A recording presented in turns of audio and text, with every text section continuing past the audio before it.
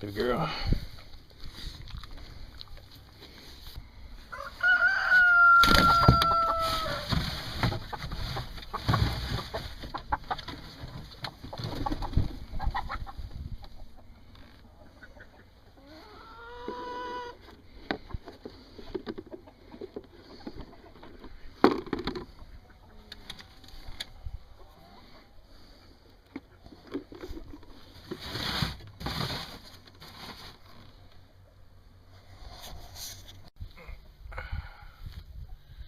Gray skies today, definitely winter time.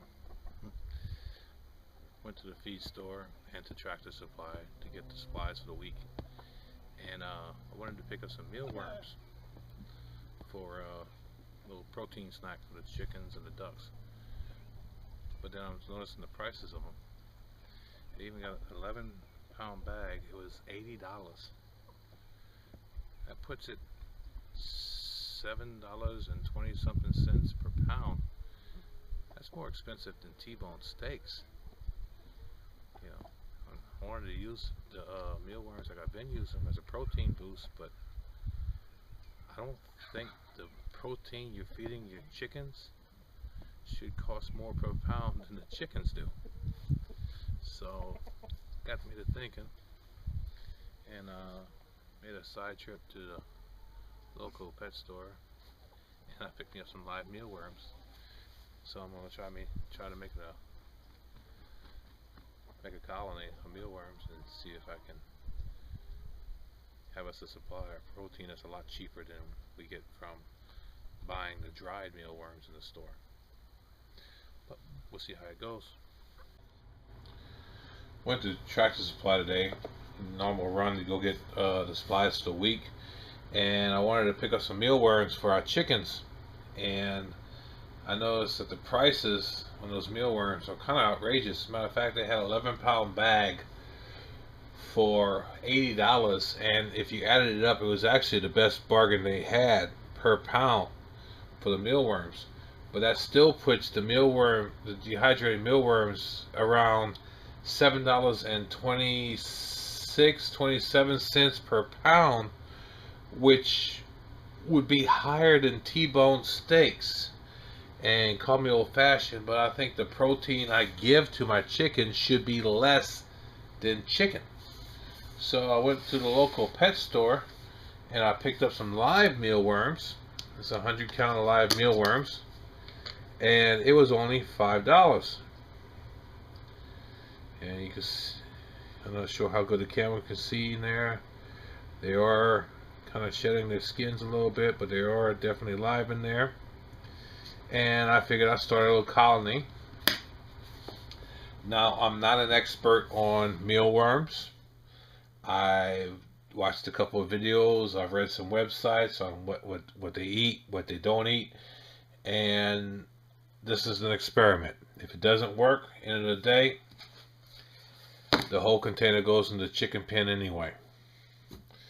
So here we go. Okay, like I said, I picked up my 100 count of mealworms. You're going to need to feed your mealworms, and from what I read, you can be mostly off of oatmeal. Now, I don't have rolled oatmeal on hand. What I have is what they call crimped oatmeal, so I'm going to use some of that. And I also have some stale cereal. This is just regular Cheerios, what have you, but it's awfully stale, so I'm going to break that up and use that for feed also. Like I said, some oatmeal, pour that in there. Bear with me while I try to do this video unprepared here.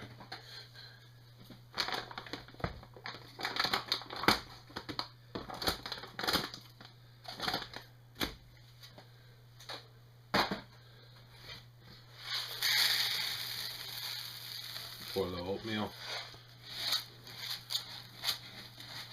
I'm shooting to try to get 1.5 inches to 2 inches of material for the worms to eat. I pretty much want this to be a low maintenance project. I've also read that they do eat bread, and like many households, the end of the bread is always the last piece to get used, so I figured why not put that in there too. Now as for the mealworms, let's go ahead and introduce them to the container.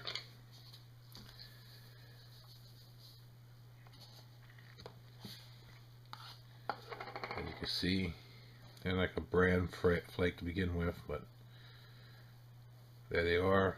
I'll let them make their way down, eat what they want to eat, and hopefully propagate.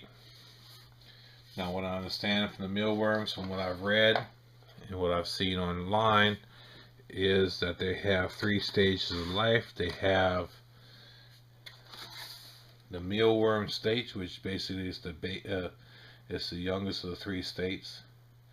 Then there's a pupae, where they'll be basically cocooning themselves to mature into a beetle state, which would be to produce their eggs. Now, as far as moisture that the animal needs, it doesn't need a lot of moisture. It can go off of basically what I've read, like any food scraps you have that don't have a lot of moisture. Say, here's some cabbage spines we've had left over from cabbage rolls we made last night. You don't want any over moisture where it's going to cause mold problems in your environment. I've heard you can also use like broccoli stems, carrots, potato slices, both sweet potato and regular potatoes. So this is a work in progress.